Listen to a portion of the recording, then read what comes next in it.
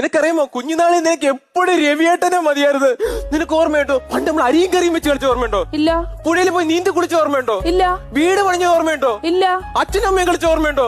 അത് അറിവില്ലാത്ത പ്രായത്തിലല്ലേ. അത് നിനക്ക്, പക്ഷെ എനിക്ക് ചിലതൊക്കെ അറിയായിരുന്നു. പട്ടി. അന്ന് നിനക്ക് ഞാൻ കളിമണ്ണിൽ വീട് വെച്ച് തരുമായിരുന്നു.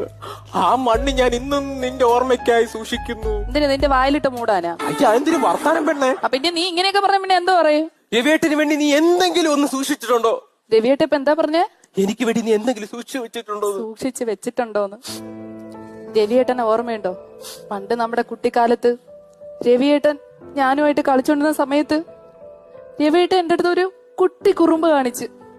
അപ്പൊ ഞാനും തിരിച്ചൊരു കുട്ടി കുറുമ്പ് കാണിച്ച് ഒരു കുട്ടി കല്ലെടുത്ത് രവിയേട്ടന്റെ ഈ മണ്ടയിലോട്ട് ഞാൻ ഒന്ന് എടുത്ത് എറിഞ്ഞു. ഓർമ്മയുണ്ടോ? കുട്ടിക്കല്ലല്ല, ഹോളോ ബ്രിക്സ്. ഓർമ്മയുണ്ടോ? പിന്നെ മണ്ടമുളക്ക് അടിച്ചിട്ട് അവള് ചോദിക്കണോ ഓർമ്മയുണ്ടോ? നിനക്കറിയാം